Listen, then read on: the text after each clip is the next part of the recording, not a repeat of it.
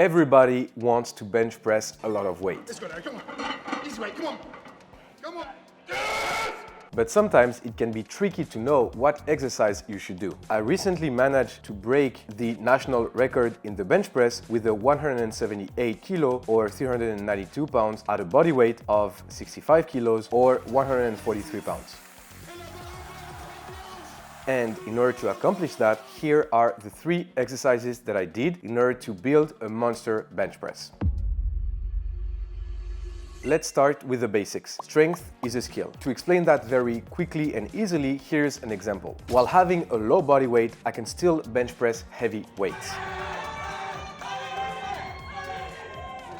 But if I go to do some triceps extension, for example, I think I would be pretty average for a gym bro in terms of strength. And while I would be average for triceps extensions, I wouldn't be average as a gym bro for bench press strength. And the reason for that is I practice the bench press a lot. And by doing so, I developed the specific strength skill required to bench press heavy. So in this video, the 3 exercises I'm going to give you guys will be bench press variations that will be actually sometimes harder to accomplish than a regular bench press, but overall, that will definitely build your strength in order to bench press more weight.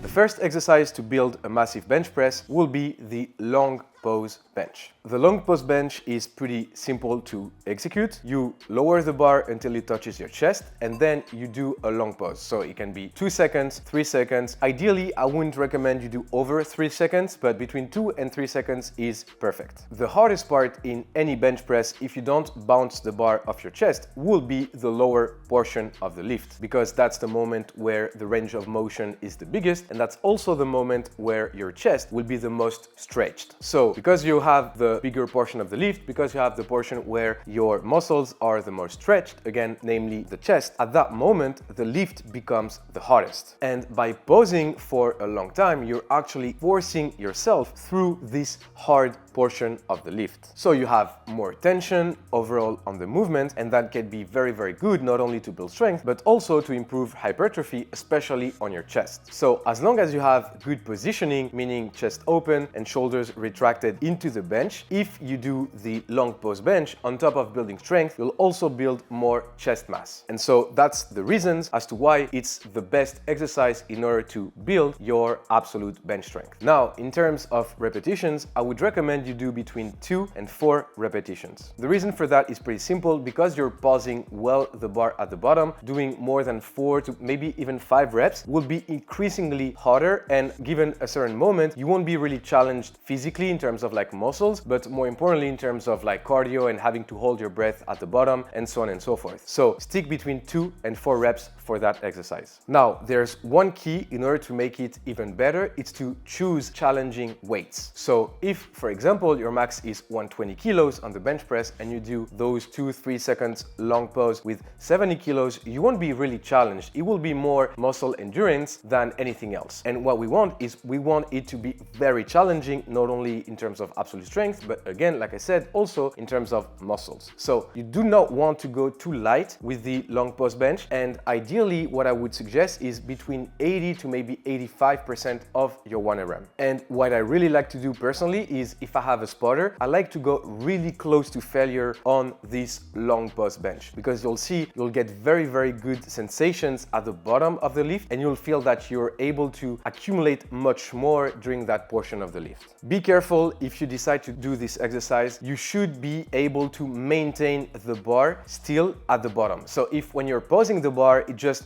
wobbles around, you're not doing the exercise correctly. And also, if you're not able to pose the bar at the bottom for the seconds you intended, so if it's 2 seconds, 2 seconds, 3 seconds, 3 seconds, then you're just going too heavy and you're not doing the exercise with the proper limitations. Again, you should be able to pose the bar well, to pose it for as long as you should, so 2-3 seconds, and be able to maintain that good tension on the overall movement. One final aspect that makes this exercise so good is that if you're a competitive powerlifter or if you want to compete soon, then practicing the long pose bench will be a very good preparation preparation for a powerlifting comp, because in comps you have to wait for the central referee to give you the press command in order to press the bar, and sometimes, let's say, some refs tend to fall asleep before giving the press command. So by practicing the long pause bench, you're sure to be ready for your comp no matter the length of the pause.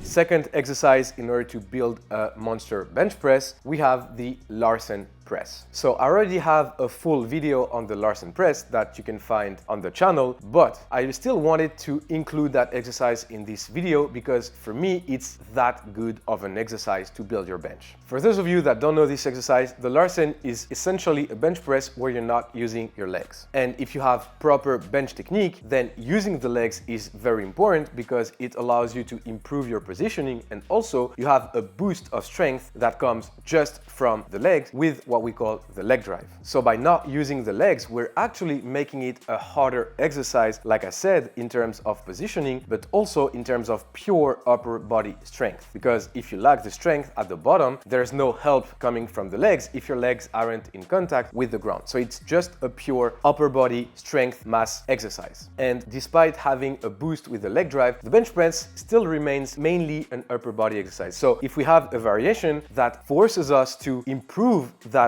aspect, then we have a bigger bench press overall. So how do you practice the Larson press? My recommendation on this exercise, contrary to the previous one, do not go too heavy. Because you don't have your legs to stabilize your position, it's harder to maintain a good shoulder retraction during this movement. And if your shoulders roll forward during the bench, that can be one of the reasons as to why you're experiencing shoulder pain. So in order to make this exercise a good one and not a bad one for your shoulders, make sure you do not go too heavy. The goal with this exercise is to accumulate good volume purely on the upper body. So in terms of reps, I would recommend you do between 5 and 8 reps. So you go a bit higher in terms of volume for the rep ranges, and also in terms of intensity, you shouldn't be closer to those 80-85%. I would more recommend between 60% if you're a beginner and you haven't practiced the Larson press before, maybe closer to 70, maybe 75% if you're already an experienced bench presser. And also, by not going too heavy and by choosing the right weight for the right number of reps, you are making sure you're able to improve your technique. Keeping a chest open, keeping shoulders retracted into the bench is one of the keys in order to lift a lot of weight. So this exercise forces you to do that more because you can't resort to your legs in order to help you accomplish that. So you're actually hitting two birds with one stone. You have more pure upper body work, strength and hypertrophy, and also it's a harder exercise to perform in terms of technique. And if you're stronger on your ability to properly execute the Larson, then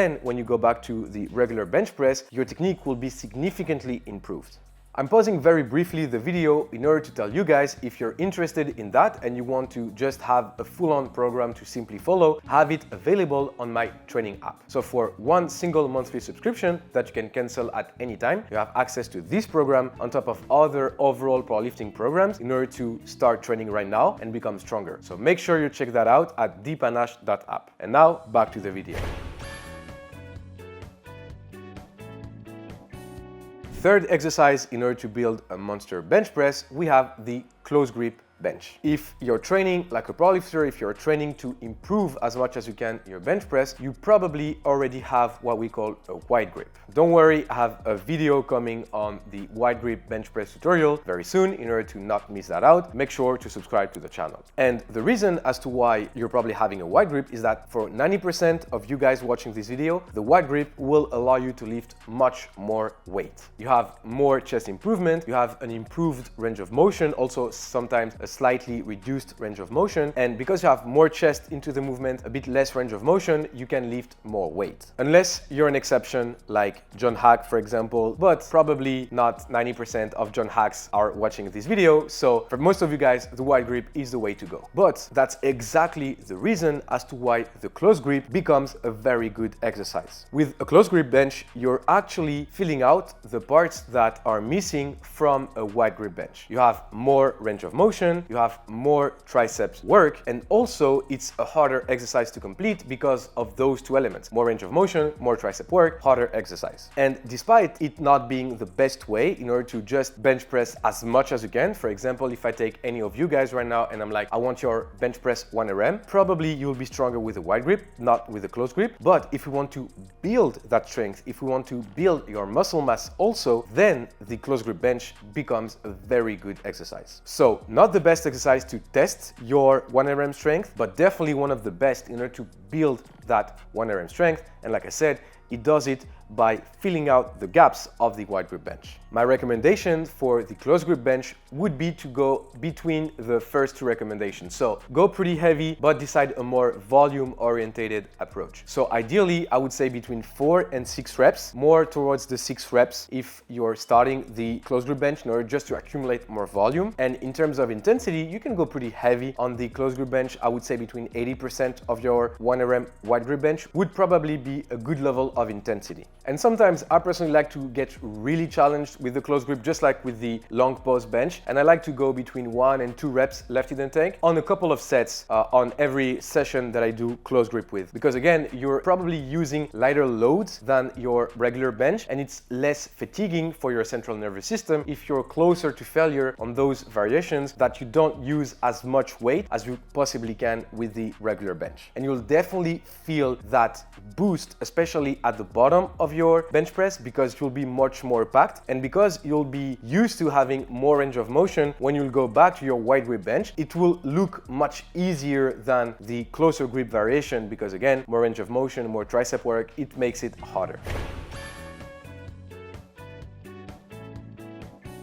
I could end the video here, but I told you I think the most efficient and time-effective way to build your bench press is to do bench press or variations. And that's what I covered throughout this video. It doesn't mean accessories aren't helpful. And in fact, I think there are a couple of accessories that can be really good reinforcements in order to build your bench press. So without going into too many details, I'll just name 2 accessories that I really like and I think a lot of people should do in order to build their bench. The first one will be the dumbbell bench press. You can do it flat, you can do it incline, doesn't really matter. I think the main aspect of that is you have some unilateral work, and sometimes you can feel that on the bench press you have one side that is lacking in terms of strength compared to the other, and it could also be lacking in terms of muscle, which could explain why it's lacking in terms of strength. Anyway, you should be able to have some unilateral work, and with the dumbbell you immediately feel if you have one side that's much weaker than the other one. And when you realize that, you can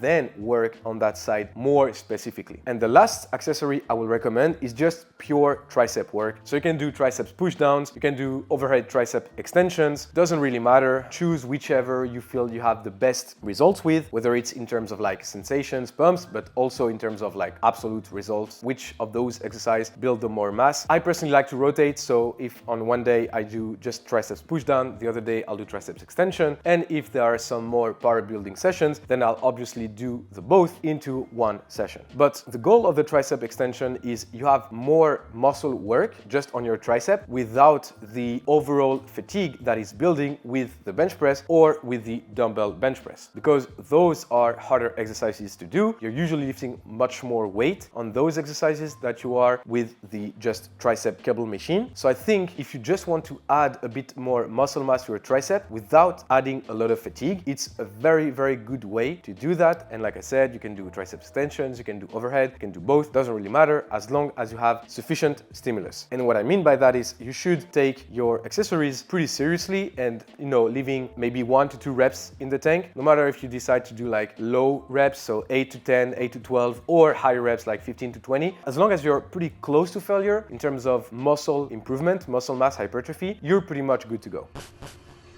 And there you have it, guys. 3 exercises and a bonus in order to build a monster bench press. I hope this video was helpful. I hope you learned a couple of things. Make sure to try those exercises, not necessarily the 3 at one time, because you still have to practice the regular bench press, but at least a couple of them into your bench press blocks, and I'm sure you're going to see great results. If you like the video, make sure to like the video, to leave a comment, subscribe to the channel, and I'll catch you guys in the next one.